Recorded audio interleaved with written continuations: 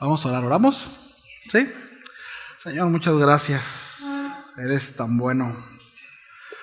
Gracias que permites que podamos disfrutar tu presencia, Señor. Gracias por tu presencia.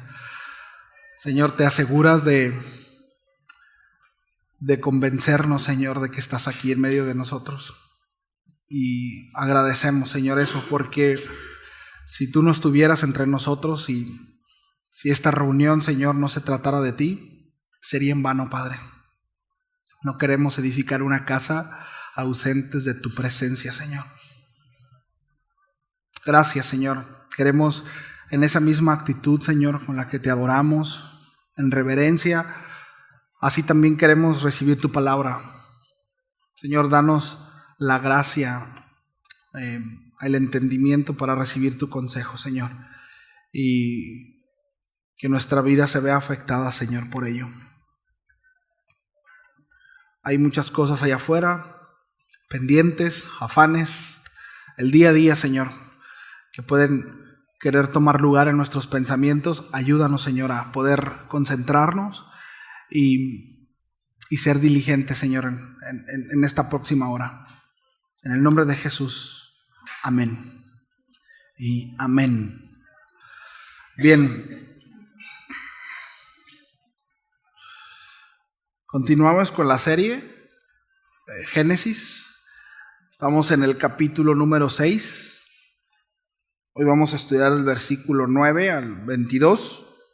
Vamos a leer todo el pasaje y vamos a enfatizar en algunos puntos importantes. El tema de hoy es el justo Noé y su obediencia, y vamos a hablar acerca de la obediencia, ¿sí? De repente hay mucho que necesitamos aprender acerca de la obediencia, ¿sí? Cuando hace creo que ya 3 años que vimos la serie Héroes de la Fe, y una de las cosas en las que enfatizábamos durante toda la serie es que precisamente fe es sinónimo de fidelidad, de lealtad y obediencia. Es decir, esta lista de hombres en Hebreos 11, que habla de los héroes de la fe, tenían una cosa en común. Bueno, había muchas cosas en común. Voy a hablar de 2 cosas en común. Una, que muchos de ellos vivieron adversidad, ¿sí? Todos pasaron por situaciones complicadas. Pero la resolución fue la obediencia a lo dicho por Dios. Y esa es la fe. Y eso es lo que los llevó a estar en esa lista de Hebreos 11. Su fe, su obediencia, su fidelidad y su lealtad a Dios. Entonces, hoy vamos a hablar acerca de la fe, ¿sí? De la obediencia de Noé, ¿sí? Entonces, Génesis capítulo 6, versículo 9, ¿me dicen cuando lleguen? Bien, vamos a leer hasta el versículo 22. Dice, y estas son las generaciones de Noé. Noé, varón justo, era perfecto en sus generaciones. Con Dios caminó Noé. Y engendró Noé 3 hijos, a Sem, a Cam y a Jafet. Y se corrompió la tierra delante de Dios, y estaba la tierra llena de violencia. Y miró Dios la tierra, y he aquí que estaba corrompida, porque toda carne había corrompido su camino sobre la tierra. Dijo pues Dios a Noé, he decidido el fin de todo ser, porque la tierra está llena de violencia a causa de ellos. Y he aquí que yo los destruiré con la tierra. Hasta un arca de madera, de gofer, harás aposento en el arca, y calafatearás con brea por dentro y por fuera. Y de esta manera lo harás. De 300 codos la longitud del arca, de 50 codos su anchura, y de 30 codos su altura. Una ventana harás al arca, y la acabarás a 1 codo de elevación por la parte de arriba. Y pondrás la puerta del arca a su lado, y le harás piso bajo, segundo y tercero.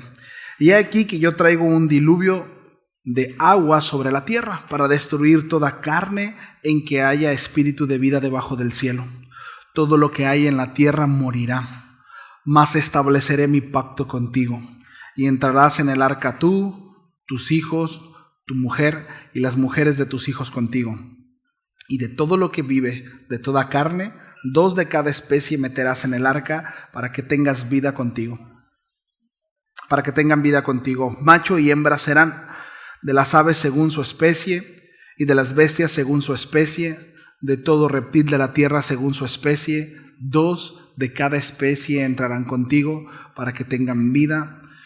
Y toma contigo de todo alimento que se come y almacénalo, y servirá de sustento para ti y para ellos. Y lo hizo así Noé, hizo conforme a todo lo que Dios le mandó. Sí. Bien. El contexto de este pasaje que hemos estado viendo a lo largo de la serie nos muestra un mundo completamente depravado. Sí. Recuerdan, lo mencionábamos hace unas semanas, cómo Jesús trae mención, ¿no?, como los días de Noé. Y esa frase, como los días de Noé, según algunos comentaristas, dice que era una frase que se usaba muy comúnmente para referirse precisamente a un estado, un clima de depravación. Sí. Como en los tiempos de por ejemplo, el apóstol Pablo, había una frase que trasladándola, ¿no?, al español, pero era como corintiar. ¿Saben qué se refería a eso? Como hacer algo muy de la carne. ¿Sí? Los corintios se caracterizaban por ser personas que, pues, ahora sí que le daban a su cuerpo alegría Macarena. ¿Sí? Prácticamente era eso. ¿Sí? Y se usaba esta frase, corintiar. Así es, dado a la carne. Bueno, esta frase, como en días de Noé, era una frase que se utilizaba precisamente para referirse a un punto clímax de perversidad. ¿Sí? Y bueno, es el contexto de Noé. ¿Sí? Dice la palabra en el versículo 5 que todo designio de los pensamientos del corazón de ellos era el continuo solamente el mal. Terrible, terrible. Sin embargo, en medio de esa oscuridad moral, ¿verdad?, brilla este rayo de esperanza. Pero Noé halló gracia ante los ojos de Jehová. ¿Sí? Y aquí quiero hacer una pregunta porque es importante. ¿Cómo es que un hombre puede hallar gracia en medio de un juicio y vivir en obediencia en un mundo corrompido? Y aquí va la segunda pregunta, que es a manera de desafío. ¿Acaso Noé tenía algo que nosotros no? Es decir, cuando Dios creó a Noé le dio algo distinto que a usted o a mí. Bueno, dice el versículo 9 que Noé era un varón justo, que era perfecto ante sus generaciones, dice, y caminó con Dios. ¿Sí? El nombre de Noé proviene del hebreo Noah y está relacionado con la raíz hebrea de Nuach, que significa descansar, reposo o alivio. Eso significa Noé. Sí, de hecho, cuando su papá le pone ese nombre, sí, precisamente dice traerá alivio, traerá descanso. Sí. Cuando Lamec nombra, dice esto: este nos aliviará de nuestras obras, dice, y del trabajo de nuestras manos, a causa de la tierra que Jehová maldijo. Sí. Lamec, que era su padre, pues relacionó precisamente el nombre de Noé a una esperanza escatológica, ¿sí?, en cuanto a la restauración y al reposo. Noé, familia, es un tipo de Cristo. Y aquí voy a detener tantito, ¿sí? Cuando recién empezamos a hablar acerca de la serie, mencionamos acerca de que hay una regla de interpretación, la cual se llama regla de primer mención. ¿Recuerdan? ¿Sí? Es decir, hay cosas que se establecen a lo largo de toda la Escritura y el fundamento es precisamente la primer mención. Génesis está llena de eso, ¿sí? La primer mención. Y vamos a ir viendo algunas cosas a partir de, ¿sí? En este sentido, quiero hablar acerca de que no es el tipo de Cristo. Y me voy a detener aquí porque quiero enseñarles bien rápido qué es la tipología. ¿Sí? Bien rápido, porque seguramente vamos a seguir mencionando esto el tipo de. Entonces, para que no se queden como a qué se refiere, ¿sí? Pero la tipología bíblica es una forma en la que Dios, a través de eventos, personas o incluso instituciones en el Antiguo Testamento, prefigura o apunta en este caso, a Jesús, ¿sí? Un tipo es una figura o sombra que anticipa, en este caso, a Cristo, ¿sí? El antitipo es su cumplimiento en Jesús, ¿sí? El tipo prefigura, es una sombra, es algo que se anticipa a, ¿sí? El antitipo es su cumplimiento en Cristo, ¿sí? Es decir, ¿qué significa que alguien sea tipo de Cristo? Cuando decimos que Noé, José, lo vamos a ver más adelante, Moisés, lo vamos a ver, David, etcétera, son tipos de Cristo, queremos decir que su vida o su función reflejan aspectos del carácter, la obra y misión de Jesús. ¿Sí? ¿O no? ¿Sí está claro? Sí, se me cae como... ¿Sí o no? ¿Sí se entiende lo que estoy diciendo? Cuando hablamos del tipo de Cristo, ¿sí? No son Cristo.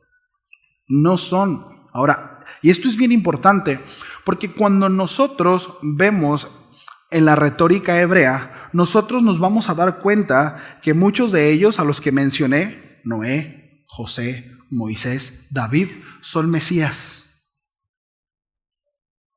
Es decir, ellos se refieren precisamente a estos hombres como Mesías. Mesías es ungido, ¿sí?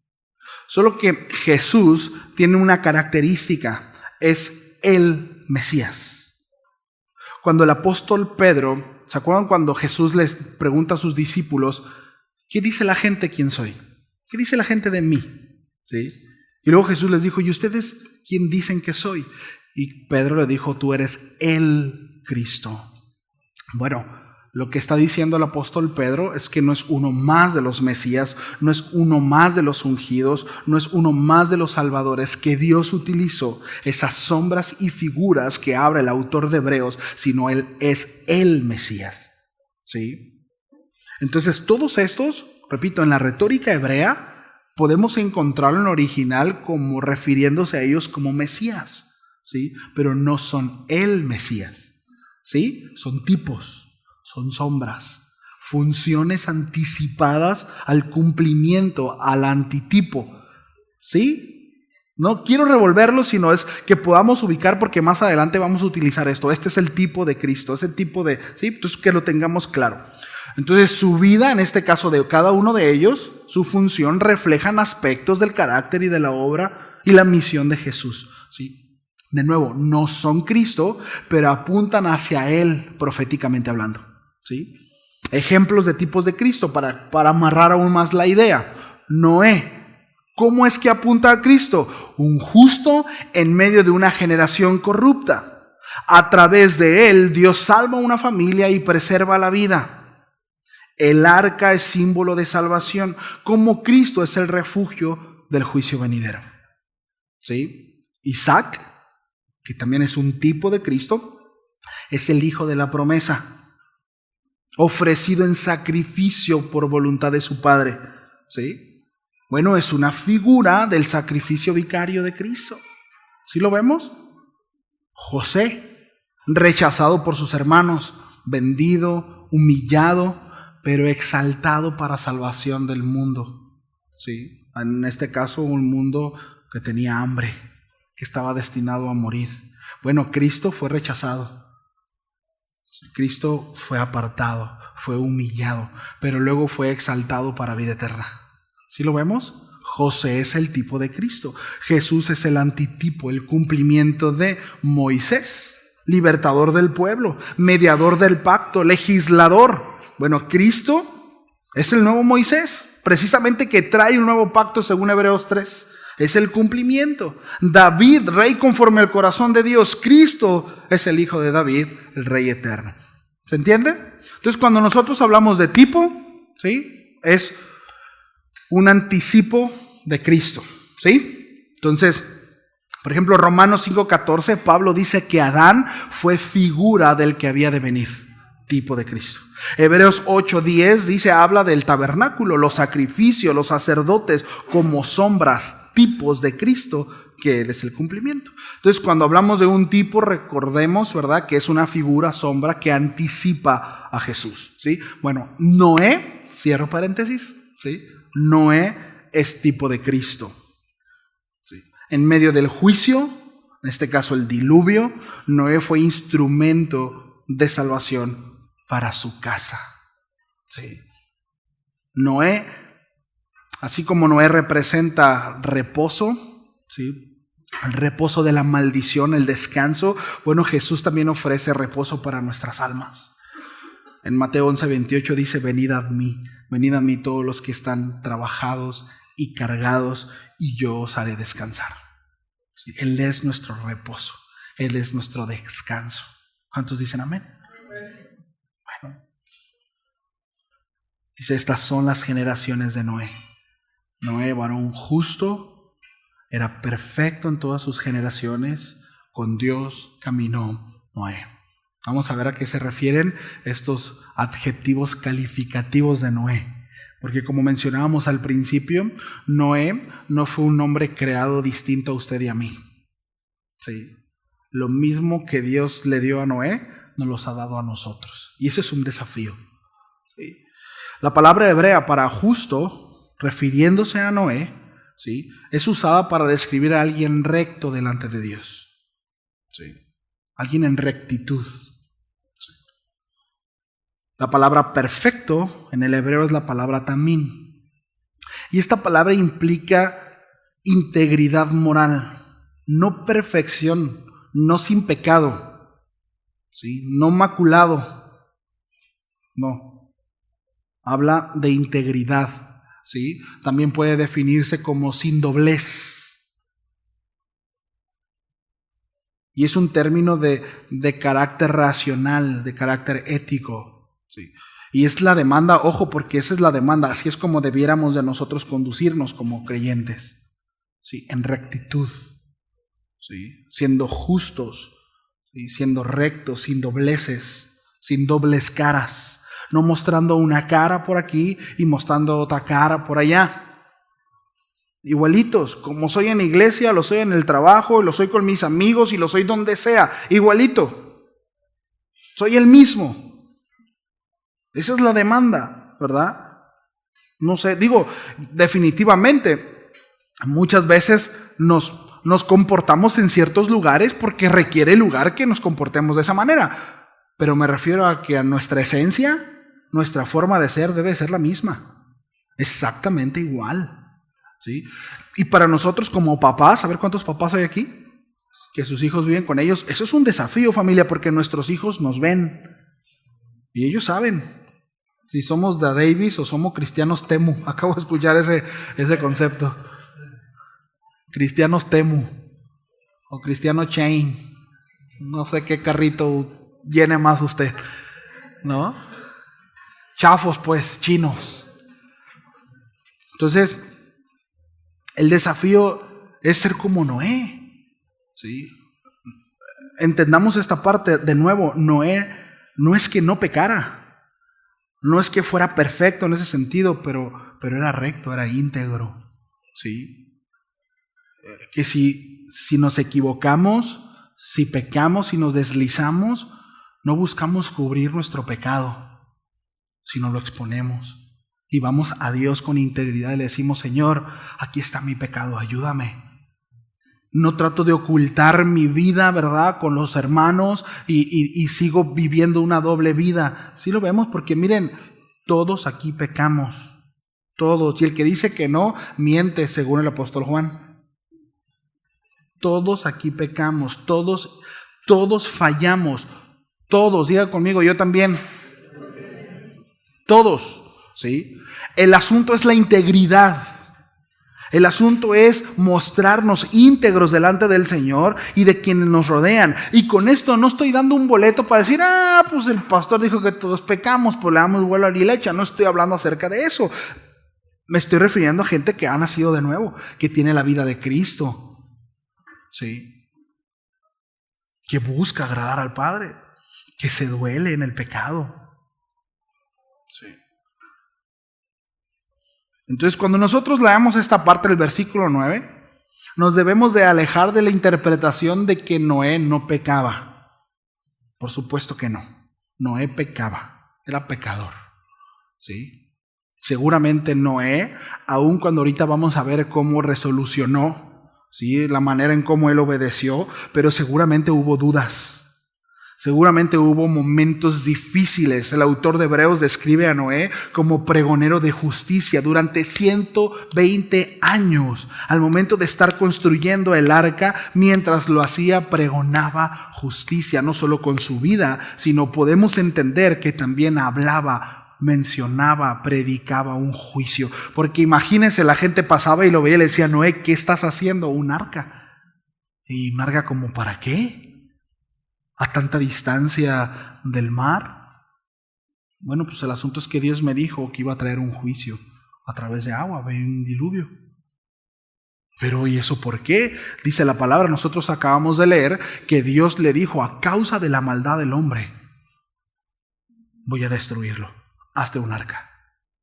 Y los hombres fueron anunciados. ¿Cómo cree que reaccionó esa generación ante ese proceso de 120 años? Lo tildaron de loco. Era un tonto, era absurdo. ¿Por qué desgastas tu tiempo ahí, Noé? ¿Por qué desgastas tus recursos? ¿Por qué desgastas lo que eres? ¿Por qué metes en esa presión a tu familia? ¿Alguien ha escuchado comentarios así? Es muy común ese tipo de comentarios en el mundo para aquellos que queremos servir al Señor. Es una pérdida de tiempo. Yo recuerdo cuando recién llegamos a la iglesia y se me hizo muy padre la iglesia, tenía yo 15 años más o menos, y cuando empezaron los hermanos a ir a la casa, yo recuerdo decirle a mi mamá: mira, mamá, a mí me gusta ir a la iglesia, pero eso de que los hermanos anden viniendo a la casa y que todo el tiempo tenemos, ¡qué flojera!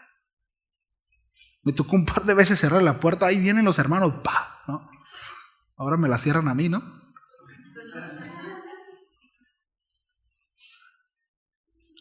Porque es el pensamiento del mundo, ¿no? O sea, está bien ir a la iglesia de vez en cuando, pero no te fanatices, ¿no? ¿Cuántos les han dicho fanáticos? Noé, imagínense. Estás perdiendo tu tiempo, Noé. Es demasiado desgaste. ¿Por qué haces eso? Sí.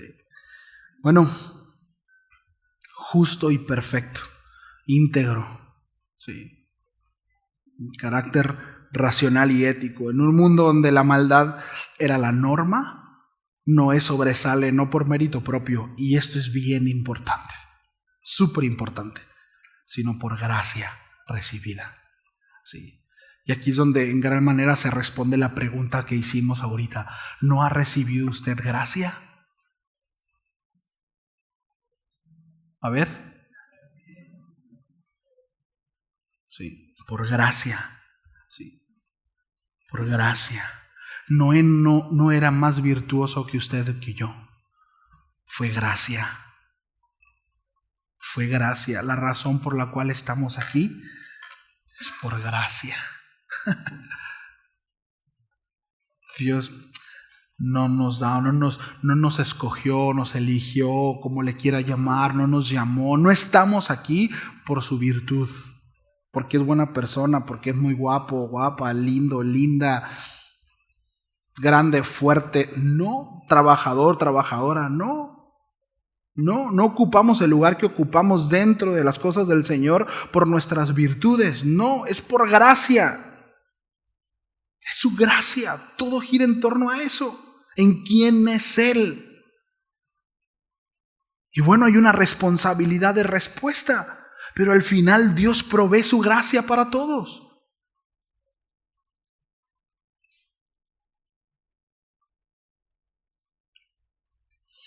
Dice ahí que Noé caminó con Dios. Esta frase conecta a Noé con Enoc, ¿verdad? Dice que no caminó con Dios, ahí en el capítulo 5, en el verso 22. Y esta es una expresión de una íntima comunión y una dirección diaria. Y aquí me voy a detener un ratito. Sí. La expresión caminar con Dios es una figura de lenguaje que nota 3 cosas principalmente. Una relación continua y profunda con Dios. Diga conmigo, una relación continua. Continua, ¿sí? Constantemente. Es una vida, habla de una vida de dependencia, de obediencia. De nuevo, una comunión íntima, ¿sí? Y no se refiere a un evento puntual, sino a un estilo de vida constante. Hay quienes, ¿verdad?, viven de sus experiencias pasadas. No, yo antes iba y predicaba, yo antes iba y hacía, antes oraba mucho, no, antes Dios me hablaba, yo soñaba, yo hacía. ¿Y luego? ¿Y ahora? Y viven de experiencias pasadas.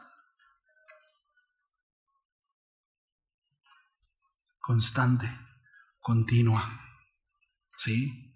Juan 3:16 habla que es salvo todo aquel que cree. No todo aquel que creyó. ¿Sí ve? No todo aquel que crea. Todo aquel que cree.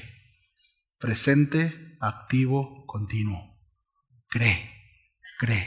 Ayer creí, hoy creo y mañana seguiré creyendo. Esa es la evidencia de salvación. Sí, he recibido salvación. Aquel que cree todo el tiempo, constancia, continuidad. Ahora, ¿la carne se resiste? Pues dígame usted, ¿verdad que sí? Definitivamente, por eso nuestro Señor Jesucristo dijo, miren, aquel que no toma su cruz y se niega, no puede ser mi discípulo. ¿Sí lo vemos? Y es bien interesante porque me dice, es como que se le va a hacer difícil ser mi discípulo. Se le va a hacer difícil seguirme. No dice eso. Dice, no puede. ¿Y si entiende se le va a hacer difícil a no puede? Si usted no se está negando todo el tiempo, si usted no está tomando su cruz, usted, déjeme decírselo así, con todo el cariño de mi corazón, pero usted no es discípulo de Jesús. Es imposible. Es como hablar de un círculo cuadrado. Es imposible. Si no se está negando a su carne, si no hay una lucha constante con su ego, con su persona, con sus anhelos, con todo aquello que va en contra de la naturaleza de Dios, si no hay esa constante lucha, usted no es discípulo de Jesús. No lo digo yo, lo dijo Jesús. Así que no me mire feo. ¿Sí? Es lo que dice la palabra. Entonces, este mismo lenguaje se usa para Enoc, camino con Dios. ¿Sí? Otro hombre que vivió en medio de una generación malvada y perversa. ¿Sí? Y que fue quebrado, fue arrebatado, dice la Escritura, por Dios sin ver muerte. ¿Pero cómo fue eso, pastor? No sé, pero así dice la Biblia que sucedió. Sí. Entonces, lo que sí podemos entender, que eso fue una consecuencia de su relación íntima con Dios. Sí. Ayer platicaba con el muchacho y yo le decía, mira hijo, una de los problemas, ¿no?, en donde nosotros podemos atorarnos como creyentes es siempre intentar ver el fruto de manera rápida. Y ver los resultados, y ya busqué al Señor, y ya oré, y llevo 3 días, pastor, orando y no veo nada. El fruto se ve a su tiempo. Y necesitamos ser constantes. Necesitamos permanecer. El que permanece en mí y yo en él, el que permanece en mi palabra. Si permanece mi palabra como yo permanezco en el Padre, entonces llevaréis fruto. Y en eso será glorificado mi Padre, que llevéis mucho fruto. Pero ¿cuál es el foco? El fruto no, la permanencia, el estar, la continuidad, esperando a su tiempo. Veremos el fruto. A su tiempo veremos el fruto. Por eso, papás, no nos desesperemos. Instruyamos. Sigamos trabajando el corazón de nuestros hijos. Sigamos plantando, haciendo. Al final el Señor es quien da el crecimiento. Pero en su momento veremos el fruto. Cuando nosotros plantamos una semilla, no vemos, ¿verdad?, a la semana ya dar fruto, ¿verdad que no? Bueno, hay ciertas evidencias, va creciendo, ¿verdad?, el tallo, van saliendo hojitas y hay que seguir trabajando con la planta y en su tiempo dará fruto. La pregunta, la relevancia aquí es de qué naturaleza es la semilla, porque lo que sembramos cosechamos. Si de repente nosotros empezamos a cosechar un fruto contrario a la naturaleza de Dios, la pregunta es, ¿qué estuvimos sembrando? Sí. Jesús dijo, por sus frutos los conoceréis. Yo no puedo exigirle a un limón que me dé manzana. No puedo. Por más que ore por una planta de limón y ayune y declare y haga lo que berrinche que sea y pueda tener un montón de fe, esa planta seguirá dando limón. ¿Por qué, familia? Porque su naturaleza es de... Sí. Qué importante es la naturaleza. Sí. Ayer daba un taller con los muchachos. Estuvimos en un congreso de jóvenes y yo hablaba acerca de eso, de la naturaleza. Y qué frustrante es pretender dar fruto de una naturaleza contraria a la nuestra. ¿Sí o no? Negarse al mundo, ser piadoso, ¿verdad?, reflejar a Cristo. Sin Cristo en el corazón, es frustrante. Por eso es que muchos se frustran en las iglesias y se van. Jóvenes y adultos.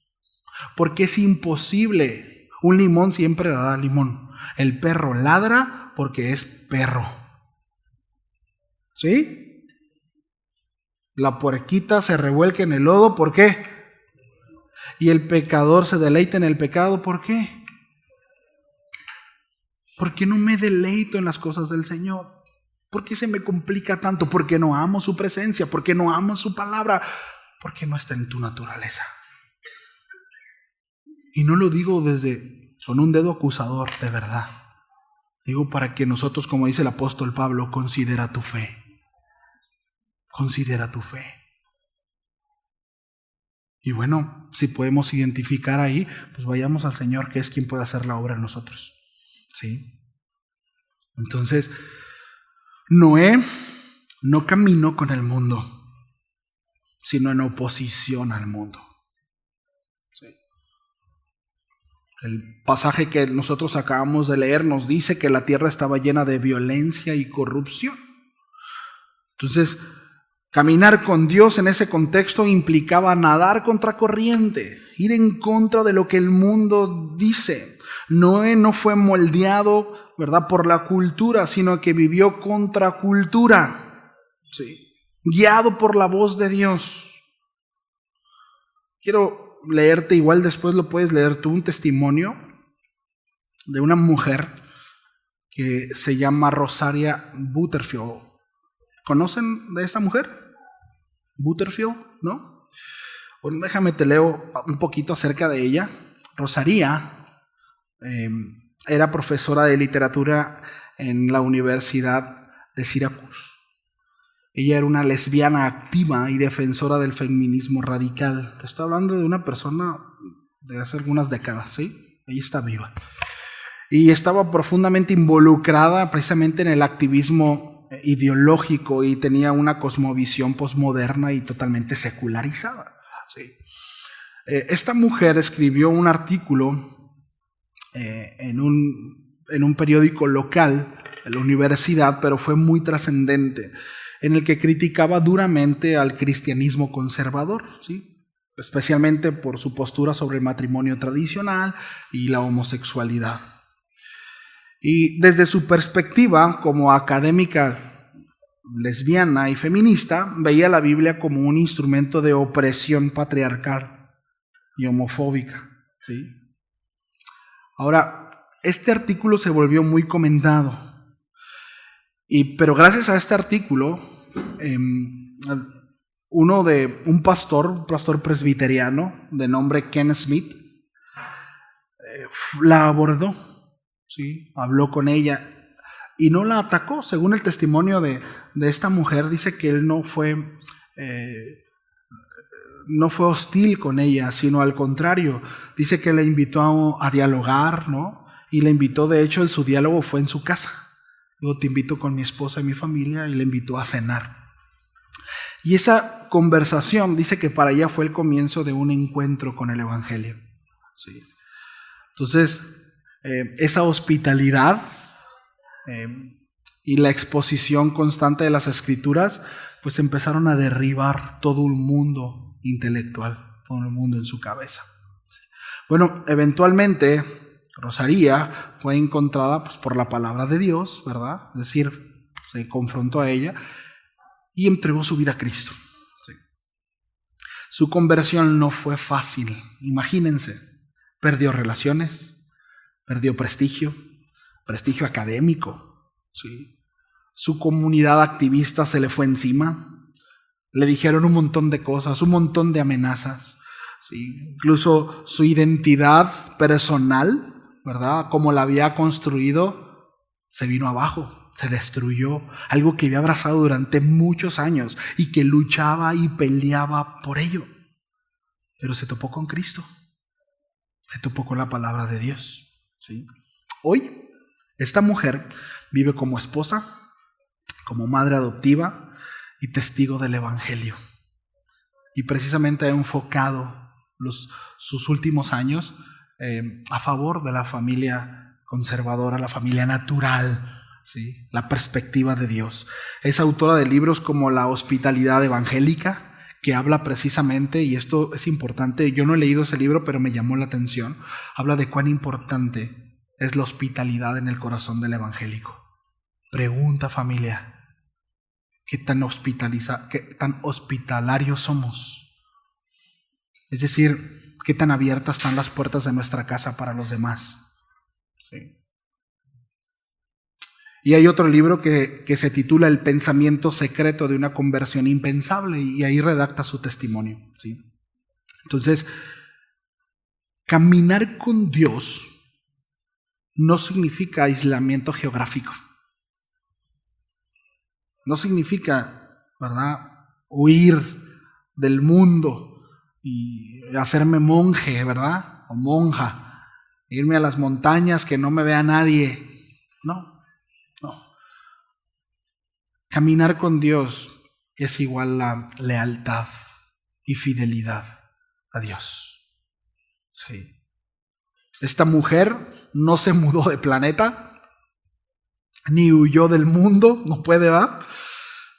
De hecho, permaneció en un contexto académico, intelectual y culturalmente hostil al cristianismo. Pero su fidelidad a Cristo se manifestó precisamente, externado con claridad, seguir enseñando, pero ahora en una cosmovisión redimida, seguir hablando en universidades, pero ahora testificando de Cristo, y vive en medio de un mundo, ¿verdad?, pero ya no camina en el mundo, sino camina con Dios.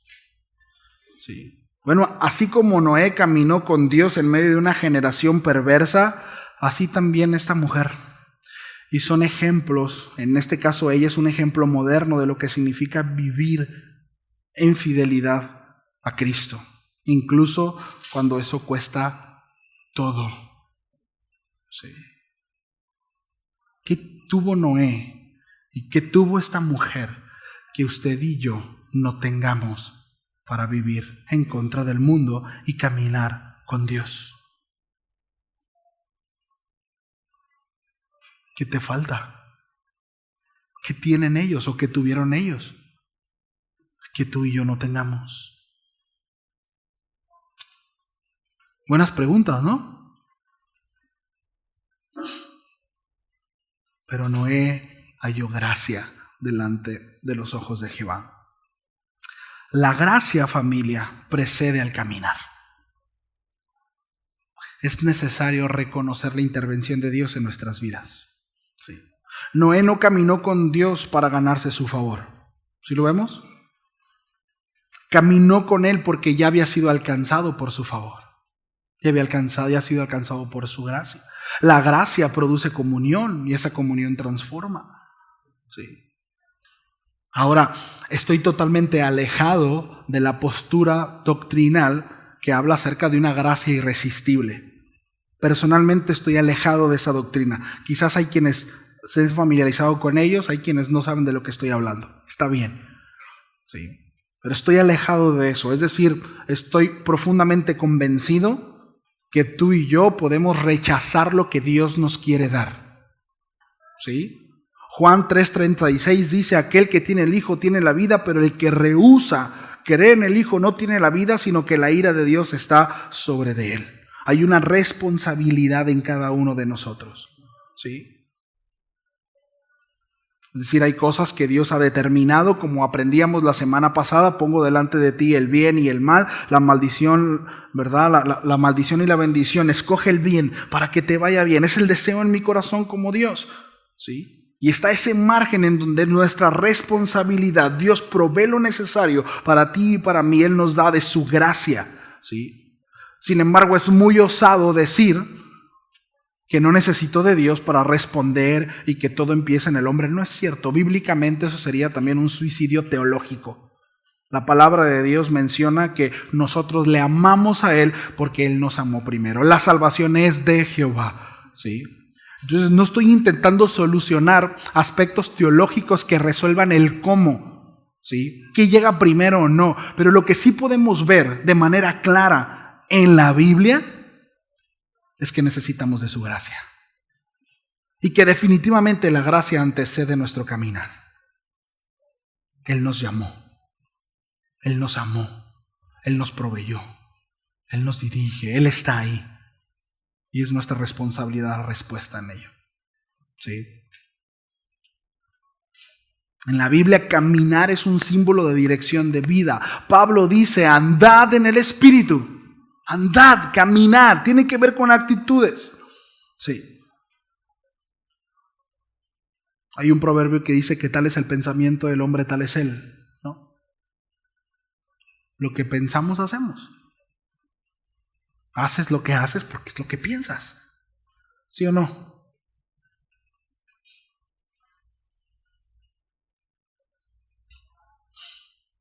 Andad en el Espíritu, dice, y no satisfagáis los deseos de la carne. Habla de camino. Sí. Hay una responsabilidad aquí. Sí. Hay una responsabilidad. Entonces, caminar con Dios implica obediencia. Se ocupa fe. Dice el versículo 22 del capítulo 6. E hizo Noé conforme a todo, diga conmigo todo lo que Dios le mandó. No dice que Noé intentó obedecer. ¿Sí lo vemos? Intentó obedecer, no dice eso. No dice que hizo casi todo, ¿verdad que no dice que hizo casi todo? Dice que hizo todo. Todo conforme a lo que Dios le mandó. Todo. Obediencia total, ¿sí? Es lo contrario a obediencia parcial. ¿Han escuchado esos términos de estoy en la voluntad permisiva de Dios? ¿Han escuchado eso? Bueno, la voluntad permisiva de Dios es igual a desobediencia. O estás en la voluntad perfecta de Dios o no estás. O obedeces o no obedeces. No hay tal cosa como obedecer a medias. ¿Sí? Obedeces o no obedeces. No hay tal cosa. Bueno, no hice caso a Dios, pero yo estoy caminando aquí y Dios en su voluntad. Estoy en la voluntad permisiva de Dios. Tarde o temprano te va a tronar en la cara la desobediente que eres.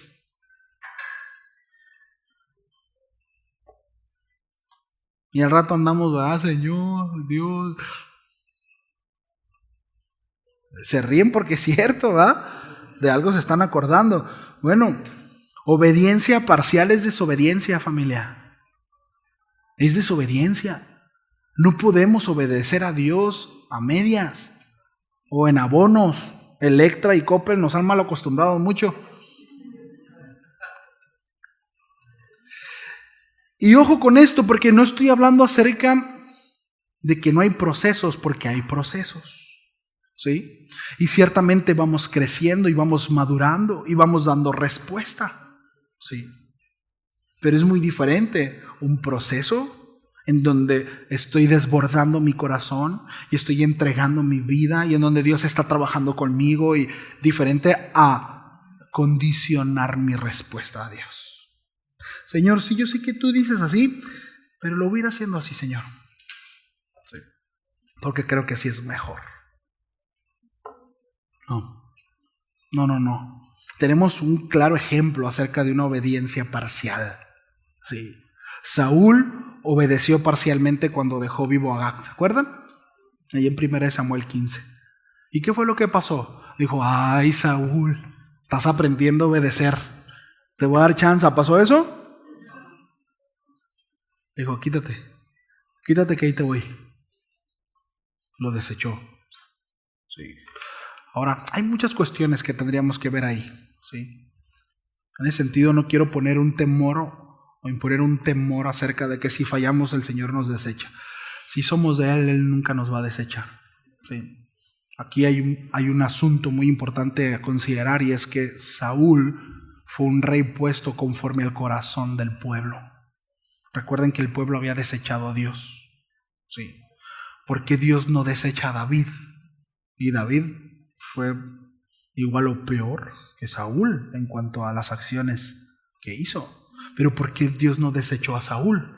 Porque Saúl era un rey conforme al corazón de Dios, ¿sí? Y es todo un tema. Ya llegaremos a David, ya llegaremos a eso y lo explicaremos con más detalle, ¿sí? Pero Dios a los suyos no los desecha. Los trata, los amonesta, los disciplina, les da vara, los lleva al desierto, los trata, pero se queda con ellos, ¿sí? Porque Dios es fiel, por eso demanda fidelidad, porque Él es fiel, ¿sí? Qué garantía, ¿no? Imagínense comprometerse con una persona que te dice, mira, nomás que a la quinta regazona te dejo, ¿eh? ¿Qué seguridad hay en esa relación? Nomás que si me haces enojar mucho así de que de plano cometes algo súper mal, yo me voy, ¿eh? ¿Qué tan segura puede ser una relación así? Pero ¿qué con la relación que dice yo estoy contigo hasta la muerte? Tienes mi perdón anticipado por amor. Eres mío. Qué hermoso es nuestro Dios, ¿no? Por eso es que el matrimonio es un paralelo, familia. Eso de me la hiciste y ya no te soporto y vete, chíspale con tu mamá, ¿verdad? Eso no está en la naturaleza del Señor. Pero eso es para otro día, ¿sí? La obediencia de Noé, en cambio, ¿sí?, no fue selectiva, ¿sí? No fue como que esto sí, esto no. Siguió las instrucciones de Dios al pie de la letra, incluso cuando no tenía sentido humano construir un arca. Señor, ni sé qué es lo que estoy haciendo, pero si tú dices, así va a ser. No lo entiendo, Señor, pero lo voy a hacer.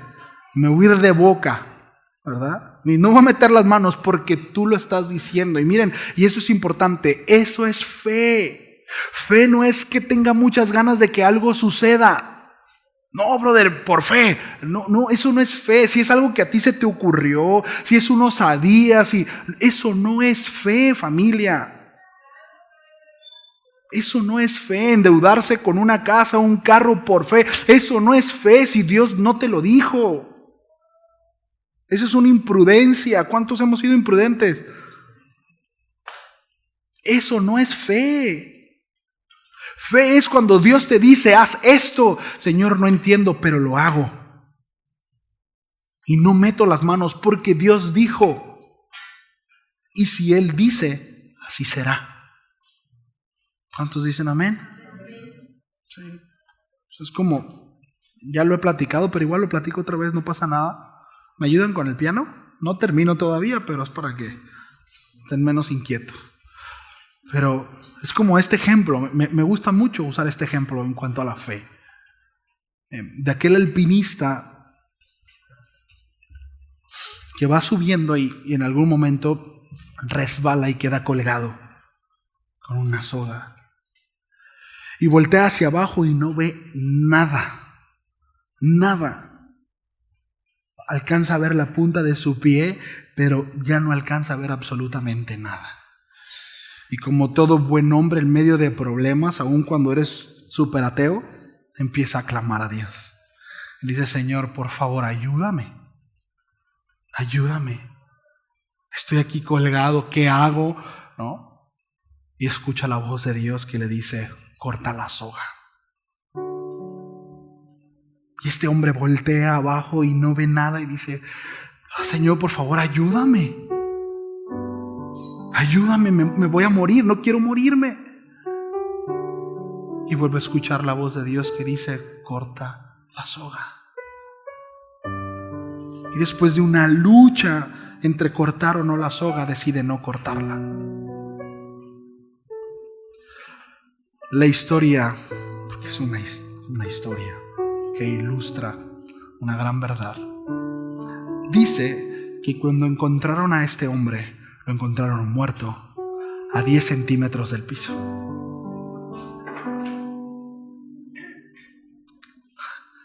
A 10 me la sabía yo. Sí. ¿Cuántas veces Dios nos dice: corta la soga? Corta la soga. Señor, pero es que no veo. Es que tengo miedo. Es que si la corto quizás me voy a morir, o van a venir un montón de cosas. La cuestión aquí es la obediencia al Señor. Porque muchas veces necesitamos algo de que agarrarnos. Sí obedezco al Señor, pero sí. Yo recuerdo cuando empezamos a ir a la iglesia. Primero empezamos a ir mi mamá, mis hermanos y yo. Mi papá no iba, nada más nos aventaba y se iba. Él no quería relacionarse con los cristianos. Y yo desde el primer momento supe que Dios quería hacer algo con mi vida. Y yo veía a mi mamá como el Señor la tocaba y quebraba, pero en mi corazón había resistencia. El Señor me desnudaba ahí, ¿no? Me hacía pedazos mi corazón. Era cada domingo unas ganas de llorar y me resistía. Que, pues imagínense, ¿no? Yo creo que las tallas más grandes tallas que ahorita, pero como con 40 kilos menos, ¿no? Y me resistía a eso. No quería que nadie me viera llorar. Y porque ¿cómo iba a llorar? Y yo veía cómo Dios estaba haciendo algo. Y yo me acuerdo que una de las cosas que hice fue: Señor, cuando vea a mi papá ir a la iglesia, cuando vea a mi papá, entonces voy a entregar mi vida. Siempre usamos esas muletillas, ¿no? Tengo muy presente. Porque cuando mi papá se va de aquí, y bueno, ahí después se lo puede platicar mi papá, pero el Señor trata con él y trata fuerte. Y en una ocasión él estaba en Mexicali y me habla: oye hijo, fíjate, cuando vaya a La Paz voy a ir a la iglesia, y lo primero que me pasó de la cabeza a mí es la oración que hiciste, ¿no? Y les voy a ser sincero, mi fidelidad duró muy poquito. Sí di gracias a Dios, sí me llené de gozo, de alegría, sí fue de mucha bendición que mi papá empezara a ir a la iglesia, porque lógicamente muchas cosas cambiaron. Pero no bastó, porque era mi condición. Era mi condición. ¿Y cuántas veces nosotros condicionamos nuestra relación con Dios? Condicionamos nuestro servicio, nuestra obediencia. Sí, Señor, pero no es cierto. O somos fieles o no somos fieles. Obedecemos o no obedecemos. Las circunstancias son pretextos. Diga conmigo: las circunstancias son pretextos. No es cierto. Es que no tengo carro. Si no eres fiel ahorita, cuando tengas carro tampoco lo vas a hacer. Es que sí tengo carro, pero necesito un mejor carro. Cuando tengas un mejor carro tampoco vas a ser fiel. Es que no tengo trabajo. No es cierto. Si no eres fiel ahorita, cuando tengas trabajo tampoco vas a ser fiel. Porque la fidelidad no tiene que ver con las circunstancias. La fidelidad es un asunto del corazón. La constancia es un asunto del corazón. ¿Sí lo ves, familia? Noé no era perfecto. Noé no tenía una capacidad distinta a las nuestras. Noé halló gracia delante de Dios. Y eso, hallar gracia, no tenía que ver con él, tenía que ver con Dios. La misma gracia a la cual nosotros accedemos. ¿Se acuerdan cuando el apóstol Pablo le dice a Timoteo: Timoteo, echa mano de la gracia? Echa mano de la gracia. Porque es su gracia la que nos habilita. Noé no negoció detalles. No sugirió alternativas. No modificó medidas. Está muy grande, Señor. Y si la hacemos, me voy a tardar más de 100 años. ¿Y si la hacemos más chiquita?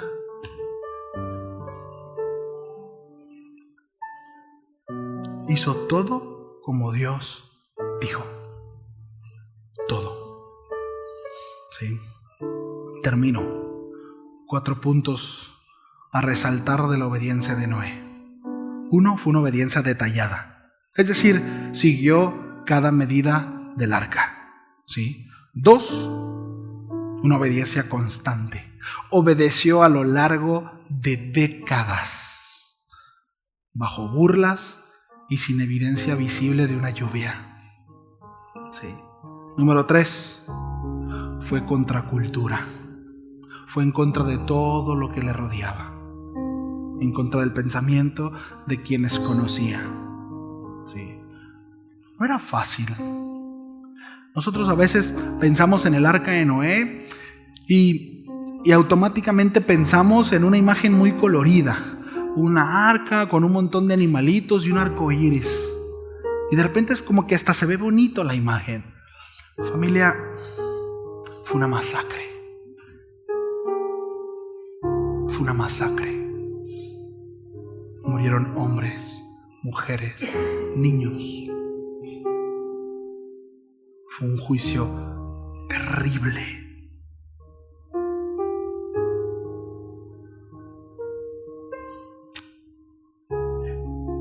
Desgraciadamente, muchas veces tenemos esa idea del cristianismo.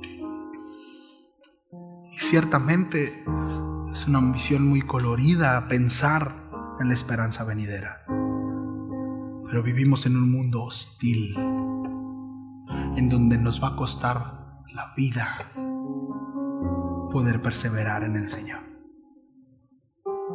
Iremos contra corriente, contra cultura. Nuestros hijos, miren, lo que nosotros nos estamos enfrentando no es nada a lo que se están enfrentando a nuestros hijos. Es terrible lo que hay afuera. Es terrible. Y si no los preparamos, van a ser parte de esa masacre. Porque el juicio viene. Sí. Y no es mi intención hacer un mensaje fatalista, pero es lo que es. Es el mensaje de la palabra. Sí. Hebreos 11:7 dice: por la fe Noé, cuando fue advertido por Dios acerca de las cosas que aún no se veían, dice, con temor preparó el arca en su casa, para que el arca en que su casa se salvase. Dice, y por esa fe condenó al mundo y fue hecho heredero de la justicia que viene por la fe. Qué tremendo que la obediencia de Noé condenó al mundo. Esa arca tiene una característica muy singular. Había una sola puerta. Y estaba hecha de tal modo que cuando esa puerta se cerrara, jamás iba a poder abrir. La Escritura dice que el hombre viva una sola vez y después viene el juicio. Cuando las puertas sean cerradas, nadie podrá abrir esa puerta. No importa cuánto lloren, cuánto clamen, cuánto rueguen, esa puerta ya no se abrirá. Y así será. Muchos en aquel día, Jesús describió ese momento como crujir, rechinar de dientes. Hay un fin lamentable para los que no acepten al Señor, pero también un fin lleno de esperanza y gracia para aquellos que hemos abrazado su palabra. ¿Sí?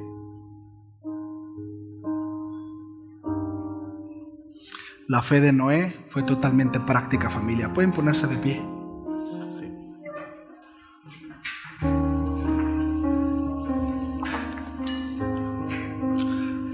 La fe de Noé fue totalmente práctica.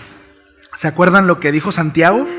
¿No? Había ahí una disputa entre las obras y la fe, y algunos decían, a ver, espérate, pero la salvación no es por obras, es por fe. Y Santiago dice, va, te la compro. Muéstrame tu fe sin obras, y yo voy a mostrarte mi fe a través de las obras. Y con esto no está hablando acerca de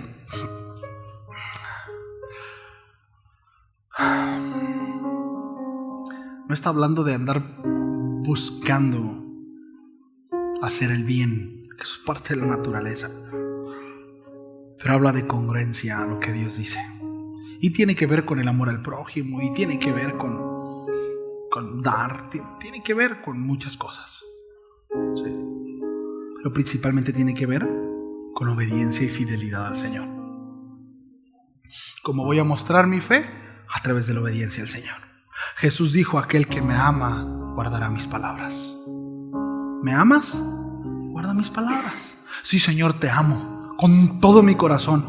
Obedéceme. Obedéceme. Confronten a sus hijos así. ¿Me amas?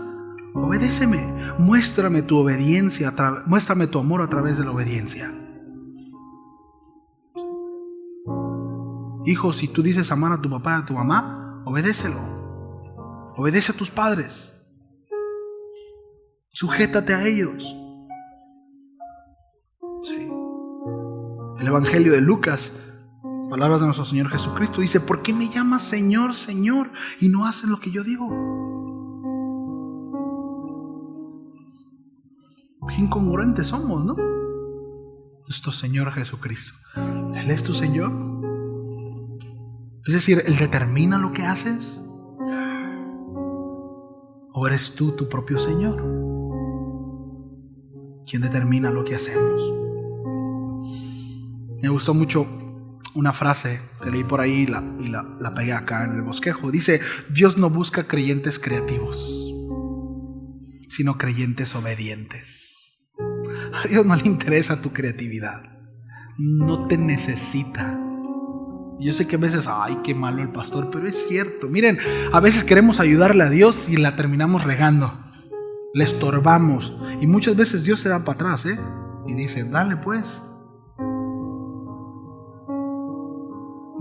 Dios no necesita nuestra creatividad. Dios necesita nuestra obediencia. ¿Sí? ¿Qué tienes? Con eso disponlo al Señor. Y con eso es suficiente. ¿Sí? Así que mi vida es desafiada, familia, con la vida de Noé. No sé la tuya. ¿Sí? Demos respuesta al llamado del Señor. ¿Sí? ¿Oramos? ¿Damos gracias a Dios? Señor, gracias. Gracias, Señor. Ayúdanos. Ayúdanos a obedecerte sin condiciones, Señor. Ayúdanos entendiendo que la obediencia parcial es solo una barrera, Señor, disfrazada de piedad. Ayúdanos, Señor, a poder ver esta nube de testigos, cada uno de estos hombres que actuaron en fe, en fidelidad, en obediencia a ti, como vidas que nos desafíen, Señor, a desear, incluso vivir, tomándolos como ejemplo.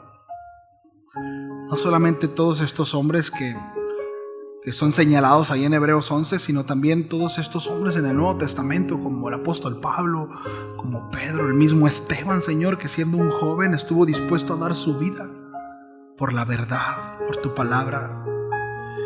Y hemos de reconocer que muchas veces somos cristianos tan cobardes, Señor, que negociamos incluso el ir a la iglesia, o el asistir, o el buscar a otros por diferentes circunstancias, Señor.